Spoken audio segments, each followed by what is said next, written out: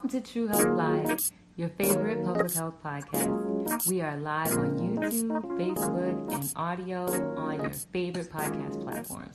If you're interested in public health, then this is the space for you. Welcome to Greetings, everyone. Greetings. Welcome to True Health Live. We are live on Instagram, Facebook, YouTube, you name it, we're there. And we have a special guest with us today. And before I get into our special guest, I did want to just talk about what we are here to discuss. So you may have noticed that our title today is about caring for the aging mind, right? And as I mentioned in our last show, this is, and in the previous shows, this is really about mental health. We've been starting this season about mental health and looking into all facets of it. We've talked about like women, Black women. We've talked about children and specifically racism and how that affects children. We're going to get into men and like all the different areas of it. And today we have a special guest, Dr. Janice Fortman, and she's going to, kind of sit with us today, and we're going to talk about caring for the aging mind and specifically talking about dementia. Um, and even drilling deeper to what her expertise is, which she'll tell us about in a few, is really talking about relationships, right? So that relationship of the adult daughter who's caring for the aging mother who is suffering from dementia. So I do want to like level set before we do the introduction and say, peace and greetings to all of you as you come in to the live, and just give you like a brief description of what dementia is, because we kind of hear that term, and we also hear the term Alzheimer's, and sometimes people like kind of use it like back and forth. And so just to give everybody, so we're all starting from the same place. Dementia is actually a broader umbrella term, and Alzheimer's is a type of dementia. And yes, when it comes to Alzheimer's, that is the most popular or the most prevalent kind of dementia, where 60 to 80% of dementia cases is Alzheimer's. But just to give everybody like that distinction, because this is True Health Live, and we want to make sure that everybody's, learning and we're all in the same space. The part about dementia and Alzheimer's, they are in the same family, but they are not the same thing, because there's different types of dementia that you could have. So with that being said, I'd like to, have our guest, interviewee, Dr. Janice Fortman, introduce herself and tell us a little bit about herself and her work and what she does, and what we're here to talk about today. All right. First of all, I want to thank you, Yafe, for having me as a guest on your show. I really appreciate that. Of I course. I am Dr. Jan Portman, and I am an adult daughter, aging mother relationship expert. And I'm also an international speaker, an award winning author, and a coach, a mother daughter relationship coach. And what I do really is I coach mothers and daughters on how to navigate the challenges in that relationship, which includes, of course, the subject matter for today, which is dementia and Alzheimer's. So, in a nutshell, that's who I am. I also have a TV show myself, and it's called The Relationship Matters TV. And the other one is called The Mother Daughter Relationship Show. Thank you so much for sharing that with us. And that's so interesting. You have a TV show. I did see that. And willfully True Housewives gets to the point where we have a TV show. And Dr. Fortman's information is already in the description box. So if you want to get in touch with her regarding any of the content that we're talking about today, you have questions about dementia, questions about Alzheimer's, further things that you want to know regarding anything that we talk about here today, like please feel free to look for her information and reach out in reach out in the chat. So welcome. I see people joining. I'm just going to take a pause for a second, Dr. Portman, and welcome Sean Sullivan. Thank you for joining us. He's on Facebook. We are doing well. Welcome House of Yuya and Beloved Anu. Thank you so much. I'll also, as we get deeper into the show, I'll be sharing the link. So if people have questions that they want to ask live and maybe come out of the chat, we'll, be able to have that space open for you. We do have a question already, but as people have come into the room, I just want to level set again and give everybody a brief summary of what we're discussing today. So this is True Health Live, and we talk about all things public health and healthcare. And today we're diving into the intricate world of health and wellness, as we have been for the last couple of strongs. We're exploring a topic that touches many people deeply, caring for aging parents, and specifically, as Dr. Fortman pointed out, the adult daughter and their relationship with the aging mother with dementia. It is a journey filled with challenges, emotional decisions, that are particularly poignant for daughters, often for who find themselves like at the forefront of caregiving. That's a big piece of, what this conversation is going to go into. And now I'll move over really quickly to the questions. I have a question, but I don't know where and who I can ask. So for now, Sean, you can put your questions in the chat and we'll get to your question as we move along. So, Dr. Fortman, based on the work that you do when it comes to relationship coaching, and you and I had like a conversation even before this, I wanted to ask a question about kind of like that first, like just dive right into it, that personal impact. So how does the role of being a primary caregiver for an aging parent with dementia typically affect the mental health of the adult who is the caregiver? And if you can, like particularly within the Black community, if that's been your experience.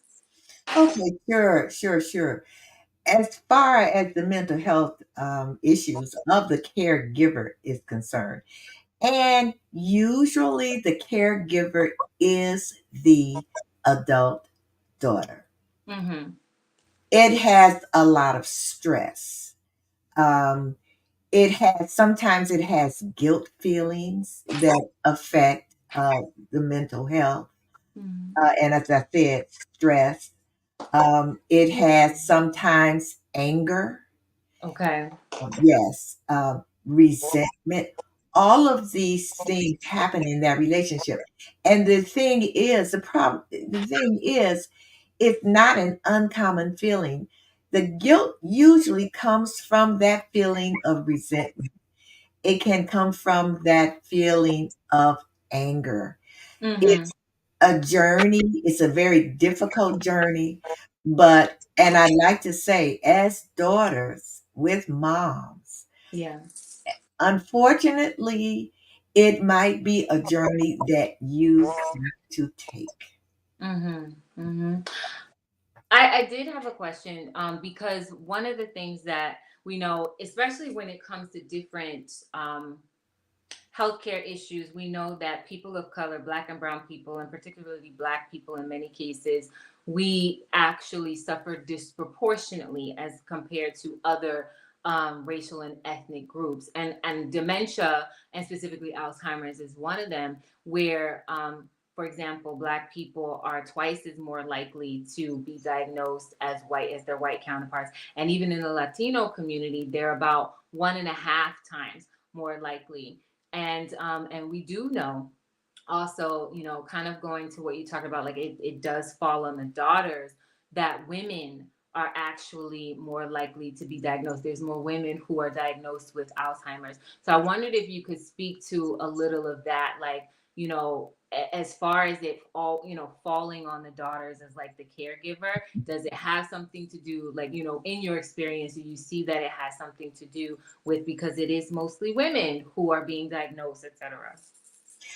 Yes, it does have to do with that. And also, if you think about it, we are more than likely closer to our moms than maybe our brothers.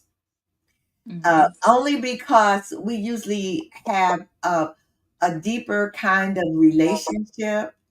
We are usually the ones who are closer to our moms. You know, if you think about it, as growing up, you're going shopping with your mom. You know, your mom is, just advising you on different things. You really are closer to your mom. But one thing I wanted to say, as far as the medical aspect and as far as getting treatment, what we don't do Mm. is recognize the early onset and the early things that really will kind of let us know about dementia and Yeah. what's happening. Mm-hmm. And when we talk about how Black women are diagnosed more so with Alzheimer's, is really because I would say in the health industry system and within our own culture, we don't go to the doctor. And I'm not saying it's because it's our fault. Sometimes it is. But when you think about medical insurance, when you think about healthcare as far as Black people who really don't have, who sometimes I'd say really don't have access to health care. Mm-hmm. Yeah. So that has a lot to do with it as far as the diagnosis of Alzheimer's. Mm-hmm. Dementia is really the onset of Alzheimer's. So now we might say, oh, she's a little forgetful, Right. you know. Oh, he she's gotten older and she doesn't like to socialize as much as she used to. Mm-hmm. Mm-hmm. Oh, she's just not as proficient in taking care of her bills. But we don't recognize that that could be an onset of Onset. early dementia. Yeah. And you know what? There are different signs because the other thing is when it comes to dementia and specifically Alzheimer's, we know that the onset is usually later on in life, 65 and up. But some people, although rarer, I should say, some people are diagnosed with early onset or Yes. Alzheimer's or youth onset Alzheimer's, which would be younger than like 60 years old. Mhm. But then when we're talking, but for the most part, most people are 65 and up, and the majority of people who have Alzheimer's are like 73, I think, and up. And when it comes to that piece, like the people who have Alzheimer's, we're thinking about an age group, and there's things that naturally occur as we age. There, we do become a little bit more forgetful, we become a little bit more slower and things like that. So, and I have many more questions, but since we touched on this, I want to like kind of dig into it. What are some of I would like for us to like go over some signs and symptoms that people can look for, where they can kind of weigh out, like at least with themselves. And it doesn't mean that you don't see a physician or see someone who can accurately diagnose, but like what are some signs that people can like look and weigh out for between like what might be signs and symptoms of dementia onset, Alzheimer's, as in comparison to typical age related things that happen. Well, let me tell you a little story. We love And stories here, go ahead. because I went on this journey with my mother, Okay. and she had a housekeeper or someone who would come in and clean up for her. And she started telling me how. Well, no, I opened her closet one time. We were getting ready to go shopping, and I Mm-hmm. opened up a closet to just get her something. We're gonna pick out something for her to wear. Mm-hmm. And when I looked in the closet, I saw some bananas. I saw some cookies. Okay. And it's like, what? Why do you have this in your closet? In the classroom. She said, because she's stealing my cookies and my bananas. And then when I looked further, I saw some soap. I Mm-hmm. saw some face cream. And Mm-hmm. it's, why is this in here? Well, she's using my face cream and my soap, Yeah. stealing my soap. Mm-hmm. Well, at the time, Yafe, I didn't know anything about dementia, and Yeah. Alzheimer's. And I'm like, oh, mama, she's Like, what not. are you talking about? Yeah, Come right, on, right, right. really? She's not doing this. Come on. You know what I'm saying? Mm-hmm. And I didn't know. I really didn't know. I'm just thinking, you know, and I just went on about my business. As time went on, I noticed also my mother was very fastidious and keeping a clean house. Mm-hmm. I mean, I remember having to wash walls in the spring and all that kind of stuff. Yeah.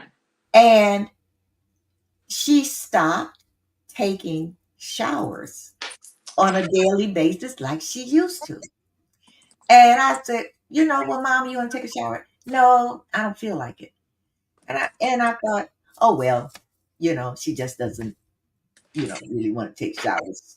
I'm not putting it together with this is just a sign of Mm-hmm. something that is happening to her in her brain. Mm-hmm.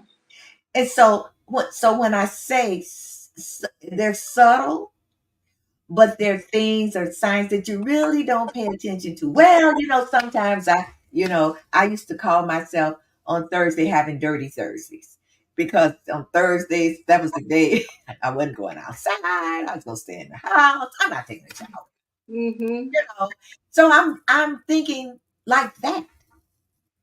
But as time went on, I kind of ignored it. Oh well, she's in the house all the time. She doesn't want to go out. And I understand. So that's just a couple of what I experienced. Mm-hmm. Also, not wanting to take her medication. Okay. I'm tired of taking these pills. You Mm-hmm. know, did you take your pills? Ah, I'll take them later on today. Okay. Mm-hmm. And then going the next day and seeing the pills still there. Did you take your pills? Oh, yeah, I took them. Well, no, you didn't. Oh, that's right. I forgot. Just give them to me. I'll take them now. Okay. You know, just little things that you might just take for granted or just kind of look over. Yeah. As your mom is getting older, pay attention to Yeah. any difference in her behavior or thinking. So when you say pay attention, because then so again, like there are typical things that happen as we're related. So like occasionally forgetting a name or appointment, but then remembering them later is probably okay. But like when it comes to, like in the case of the medication, like, oh, I don't, you had to tell her, you actually had to remind her. Or it's like, I don't want to, I don't feel like it.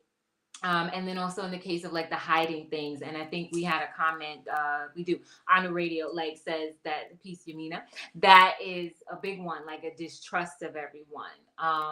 And I want like that distrust comes from like a fear because there's a lot of things going on. Like we know, like when it comes to Alzheimer's, it really is a degeneration. I was going to say degradation, but degeneration of our neurons, like literally our brain cells and the nerves that speak between one another in the brain and all the different lobes, and it usually starts in the frontal lobe, which is why we know that like it's that the cognitive piece, like the organization, like you said, she was really, really clean. So like that organization, the planning, the actual like, that thinking and like putting things in order like that, and the memory, that's what goes first. So that's what's affected first.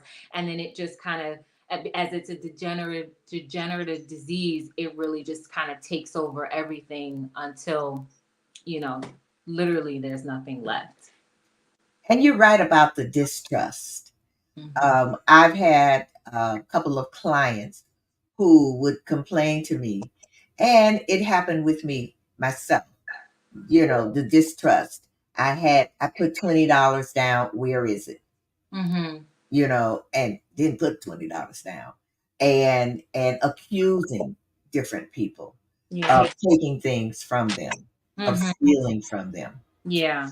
Yeah, that's Yeah. also, yes, that's also a sign, and it's also something that people ignore. Well, she's always saying something like that, or Mhm. she's just getting a little paranoid. Right. Like it's the mood and behavior, because that's another thing, that those are signs and symptoms that are affected. So for like example, like if you're seeing like different like mood swings and like, mood and personality changes, that could be it. But then as you said, like if people are like, "Oh, well, she's always been like that." Like, does that make it harder to diagnose, and harder for example, an adult daughter who's become, or a caregiver, or even a child who has become, an adult child who has become a caregiver, to kind of manage that? And that's where like that anger sets in, because there's not an ability to deal with like the personality changes and the mood disorders. Can you talk a little bit about like how you experienced that? Well, this is what happened with me. I started really talking more so about what was happening Mm-hmm. with my mom, and someone suggested to me, "Do you think she has early dementia?" Okay. And I thought, what? I never really thought about that. And what is that? So I just started doing some readings and doing some research, and I saw those signs, as you said, that changing the personality. She was always a very outgoing, lively person, a lot of conversation, love to, do things, love to socialize. And all of that seemed to change. Mm-hmm. Well, I'm still thinking, before I really started reading about it and someone told me about dementia, suggested dementia, that I just thought, oh well, she's getting older. She had some physical problems. She was having a difficulty walking, and she just doesn't want to socialize as much. Okay. But once I started reading and researching dementia, that's when I thought, this might be what is happening now. Mhm. Right. The next thing I did was have a conversation with her doctor. Okay. And I told the doctor what I thought was happening. Now, these are for your audience out there whose moms are very intelligent, very crafty, and when the doctor, he wouldn't mention dementia, but he just started asking her questions. Mm-hmm. And oh, it was like she said to him one time, "Well, why are you asking me this? Do you think it's something wrong with me?" And and well, he knew, because he knew her, to kind of back off. They can get when it got, let's say this, when it got to be where I just knew it was dementia and going into Alzheimer's. When she would get into that doctor's office, Mm-hmm. OMG, conversation. You know what I'm saying? Not exhibiting any of those signs. And it was difficult for Mm. me to get the doctor to put that in her chart. Because what did he tell me? I don't see any signs. Right. Because she was, wow. So, okay. So Wow. So then when we have a comment and I see your comment, greetings, beloved, I knew, and greetings, Master Manulek. When at what point, because I hear what you're saying, you're like, if you have a parent, specifically a mother who's really crafty, and I don't want to like, but it sounds like a little bit of manipulation, who's able to like do that.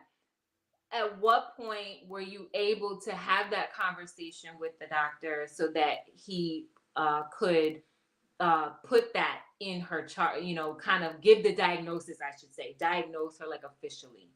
Never did. Never did. Because even though I would say things that were happening, Uh-huh. things that I saw, the doctor is not going to put it in that chart unless the doctor sees evidence. And he told me this.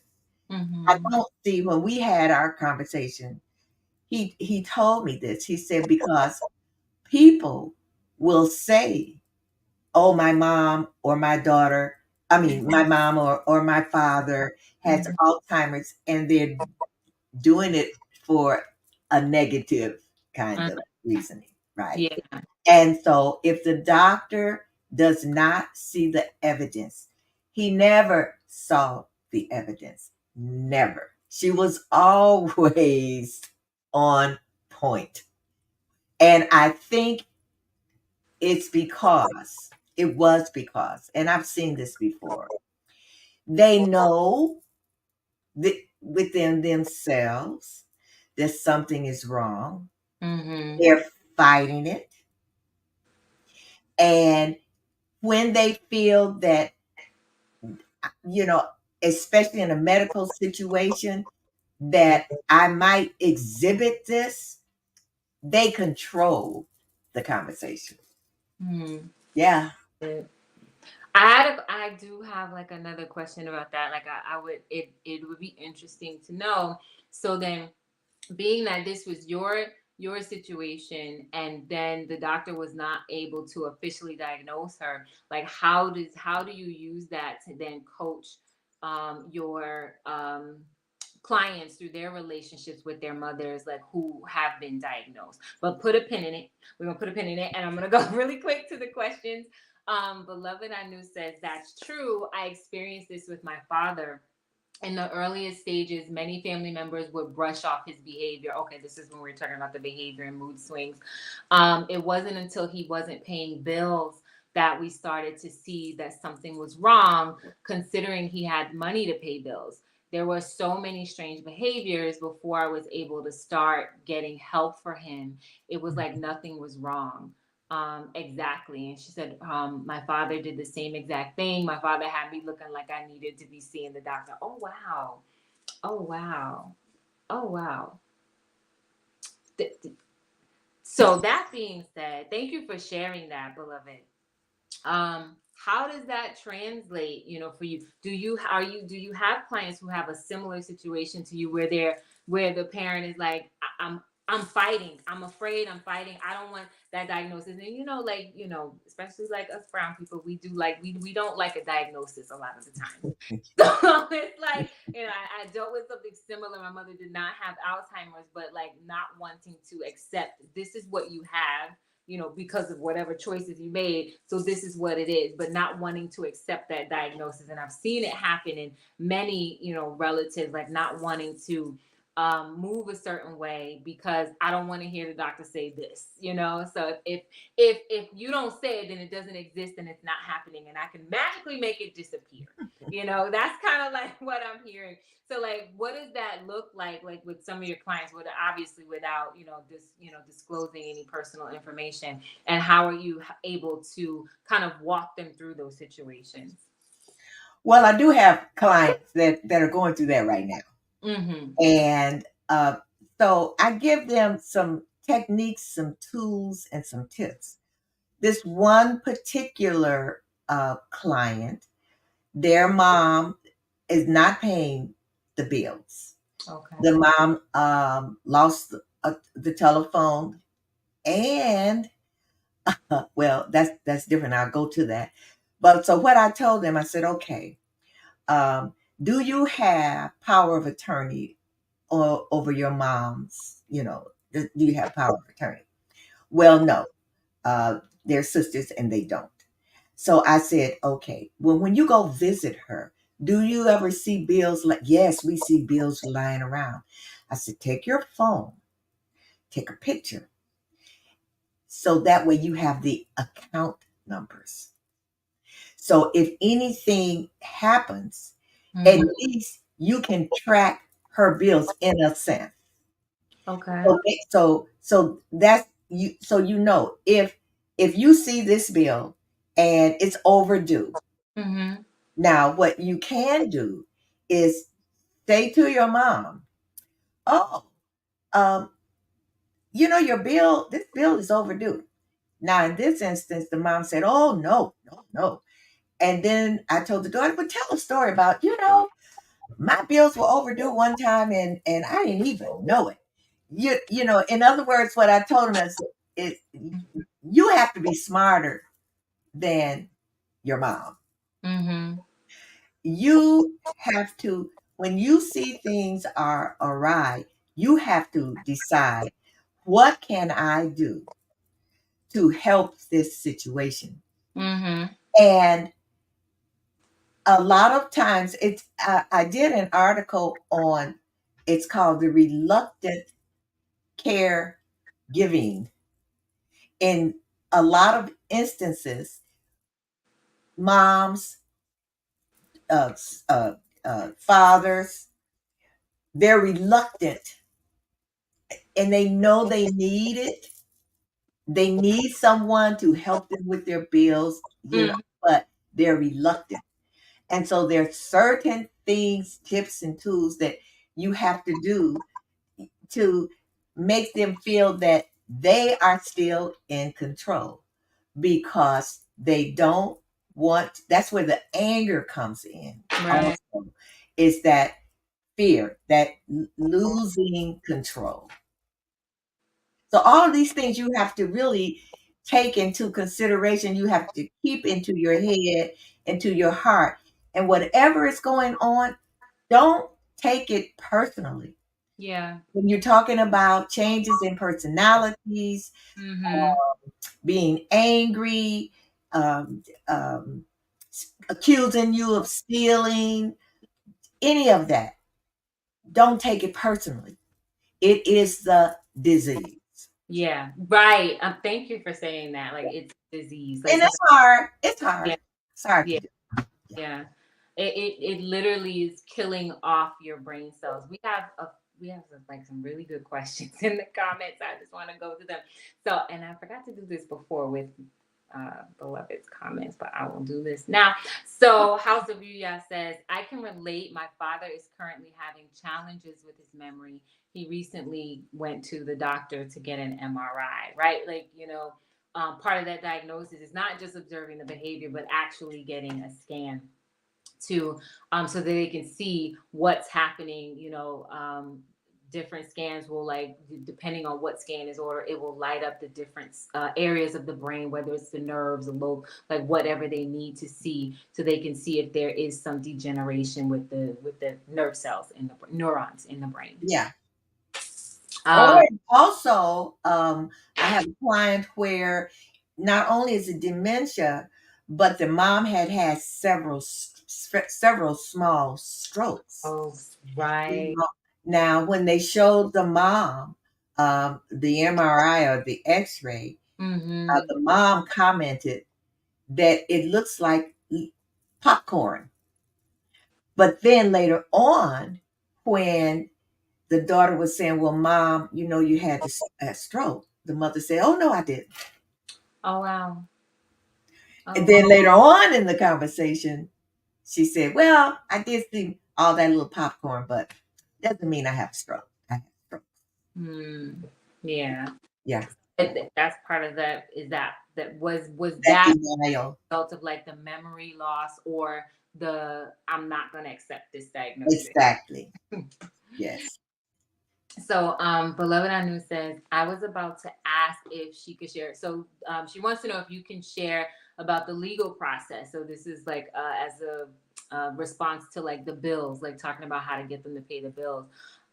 She says, I learned a lot having to go through the process of getting power of attorney to power of healthcare to legal guardianship. And she says, there's no book, no guidebook for when these instances come. So, can you share a little about that and how people can do that? There are a lot of resources. Mm-hmm. With AARP, she can look up resources on AARP and just Google. Google knows everything. I said, Mm-hmm. and just Google, and you can find that. But yes, in her case, fortunately, she was able to get the power of attorney over finances and healthcare. Mm-hmm. And so it really depends on where you are. I have clients that cannot get that because their mom or their father refuses. Okay. And Okay. does that refusal kind of, is it acknowledged if there is no official diagnosis? Correct. Okay. So if there's an Correct. official diagnosis, then they're able to do that. Can you share? Yes.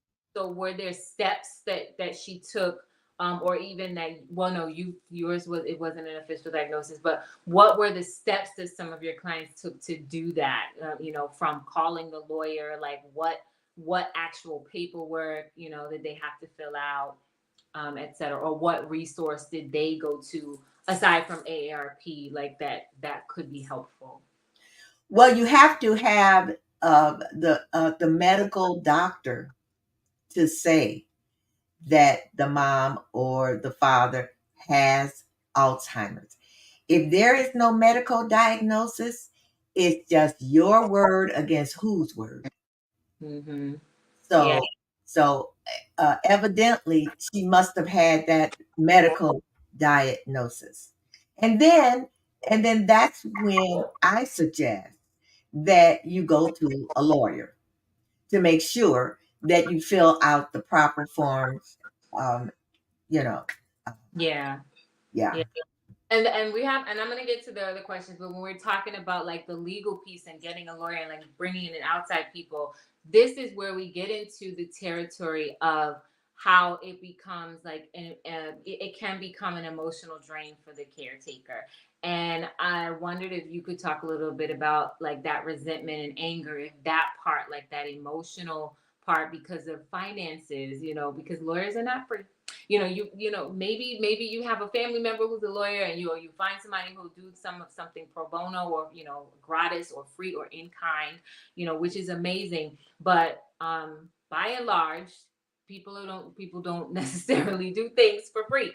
And so then there becomes the financial burden, whether it becomes because things are in arrears, or past due, because bills are not being paid, or because now you're going through these different processes of trying to get doctor's appointments straightened out, and going here and there, getting diagnoses, wondering if insurance will cover anything, whatever legal processes you have to go through. So I wondered if you could talk a little bit about how that finance piece can put a strain on, because we know, just off the rip, finances, money in general, like is the top reason why people are stressed today. It's filtered through the top five. Like the top five is money, work related stress.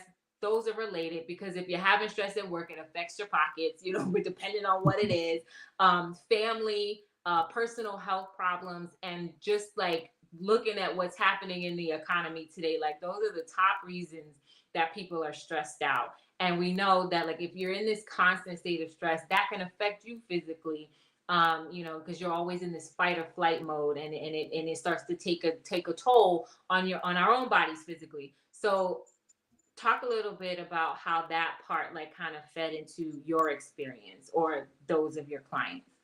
Well, I can talk about more so about those of my clients, because my mom did have a good health insurance, and, and and and and there was a lawyer in the family. Okay. So Right. you're the outlier. Right. But You can download power of attorney forms. Mm-hmm. However, your mom or your father still has to sign it. If it's a financial power of attorney, Yeah. then you're going to have to, your mom and you have to go to the bank because you have to have it witnessed. I know that. So, you know, so you might can get around having a lawyer as far as, your power of attorney. But Mm-hmm. it has financially, you're going to have to go to the bank. Yeah. And so when you think about the cost, the finances as far as that's concerned, that's easy. And that's like there was no diagnosis, but the mom or the father has consented Okay. to do that.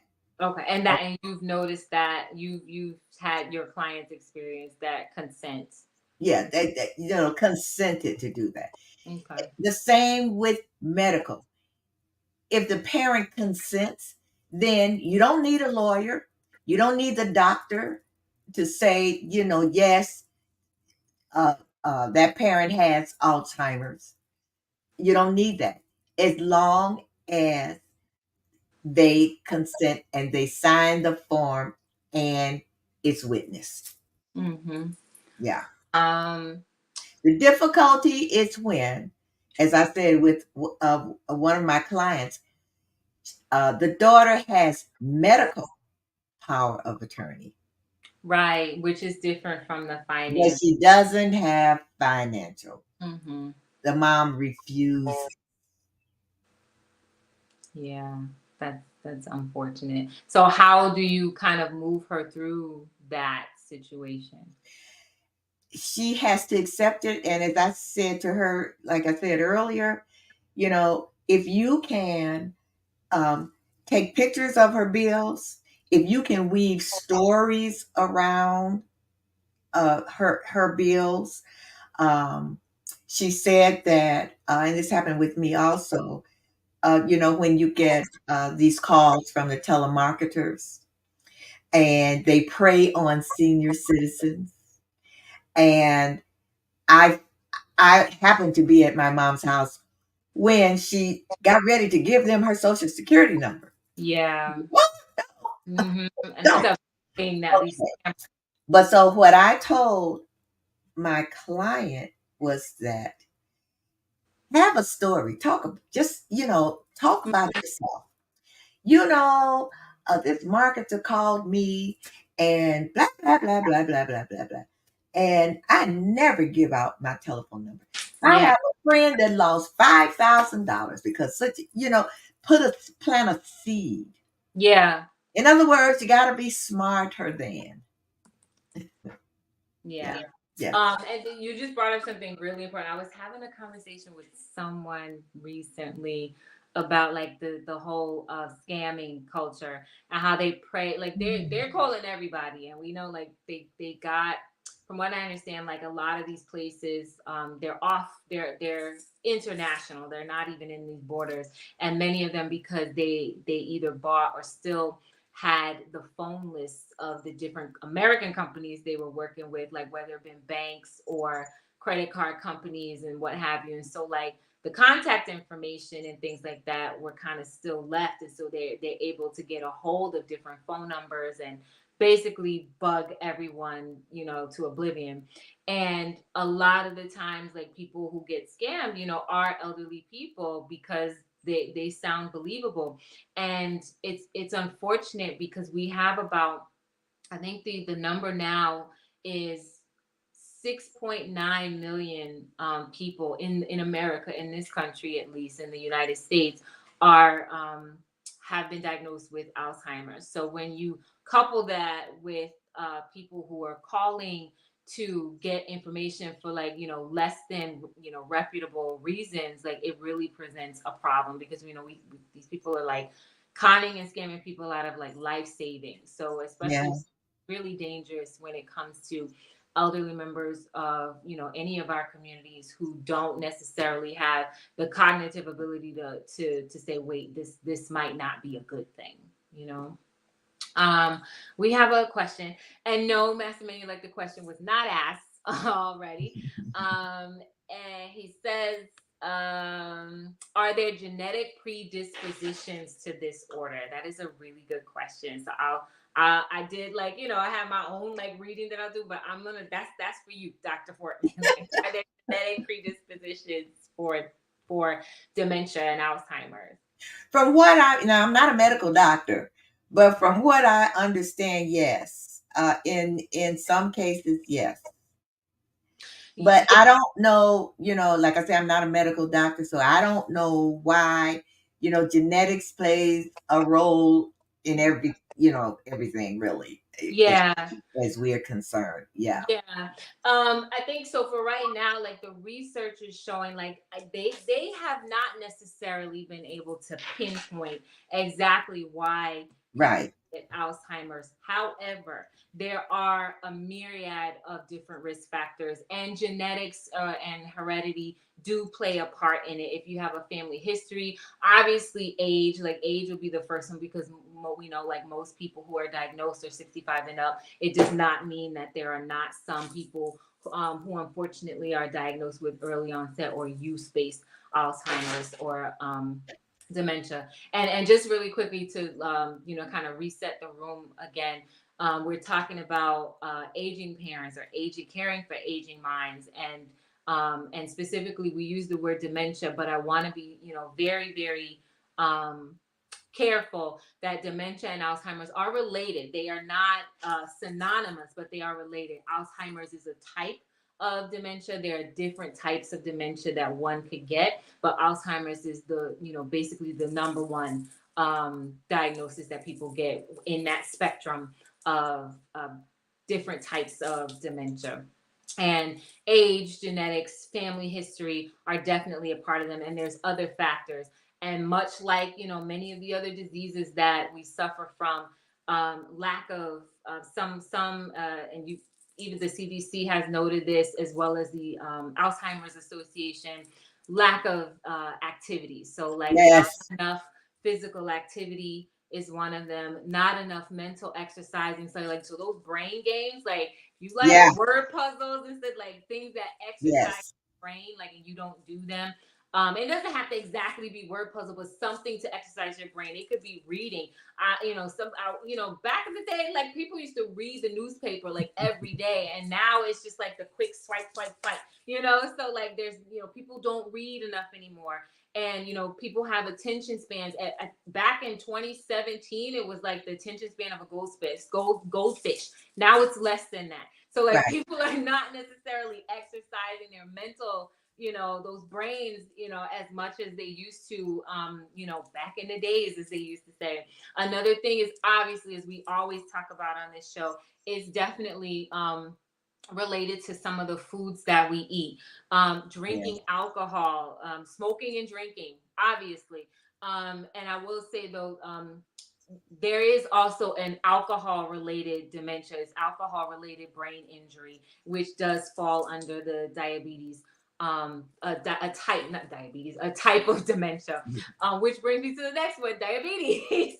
Diabetes and obesity are also considered risk factors.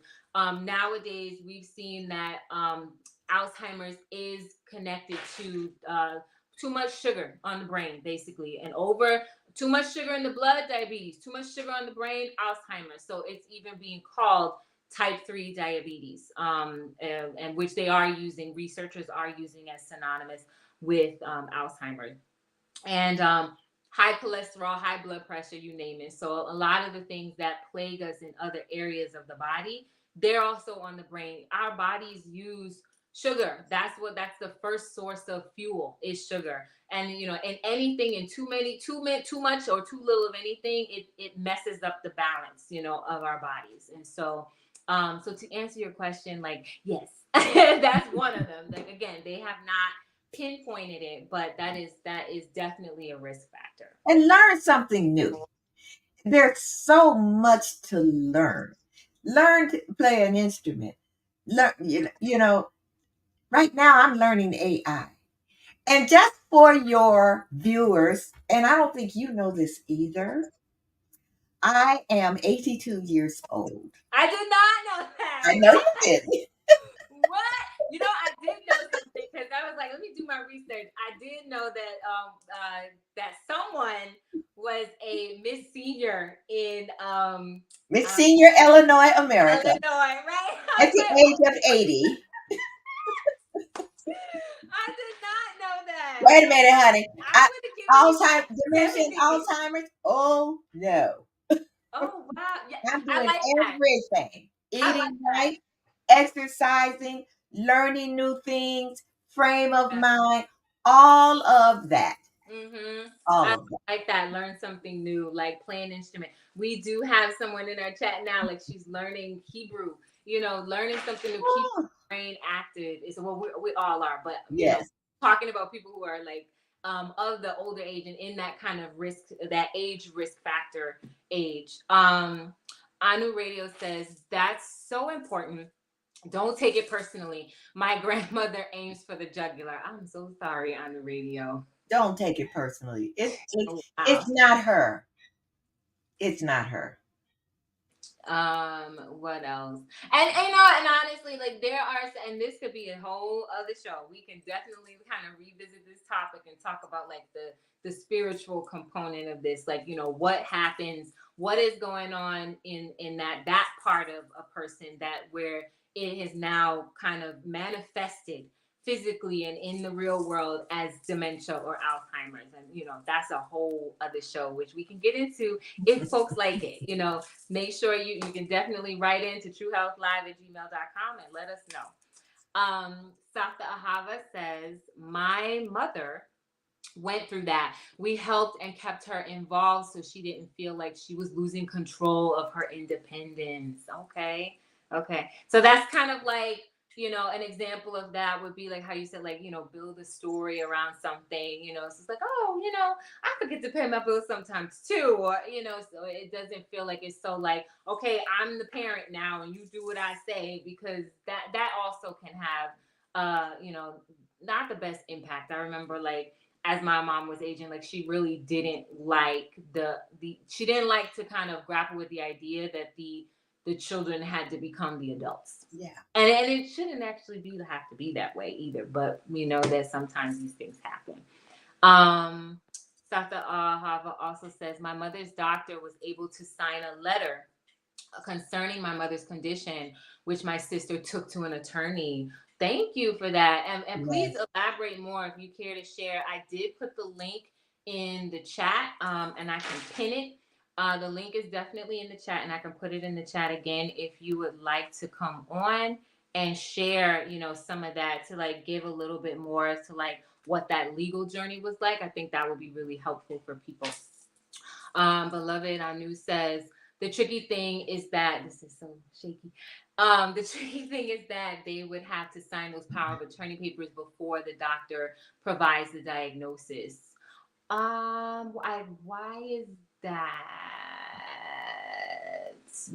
So in your experience, and I'll just ask beloved Anu to elaborate. In your experience, were you not able to get like so for like what Sata Hava said, the doctor to sign off on like been he or she has been officially diagnosed. Um,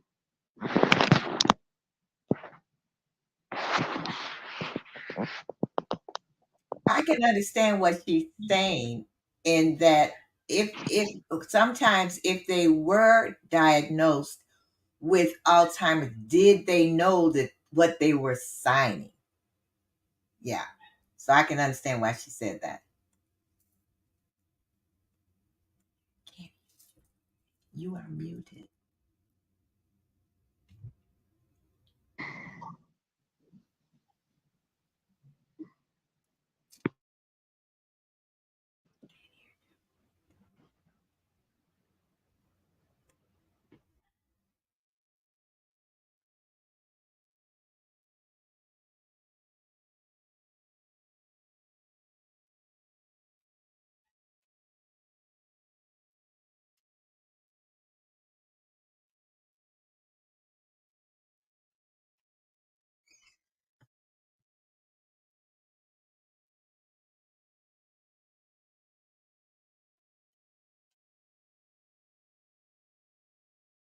Can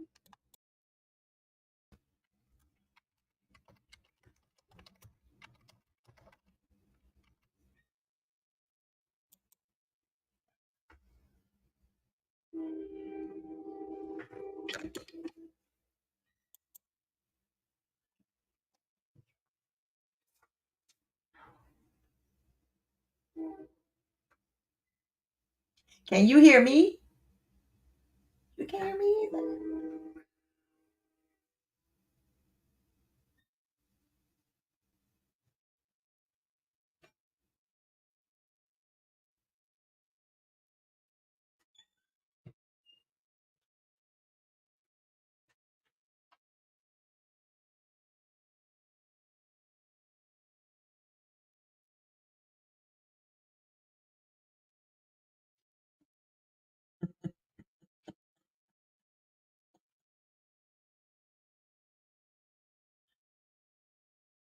Can you hear me now?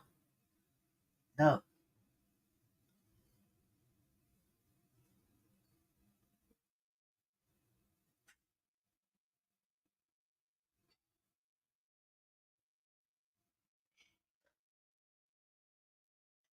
Okay. So if you, okay, they can hear you. Oh, I'm reading. Okay, this so they can hear me. Yes, I can answer some questions. So if you can put the questions in the chat. I just see in my mother's case, she was already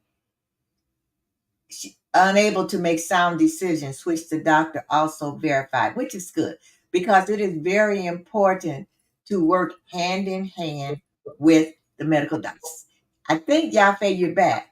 Yes. Okay. I don't know what happened. I was trying to bring somebody on backstage, and then it just kind of, I don't know. It happens. Yeah. All right. So I'm going to ask our person backstage to log off and try coming in again.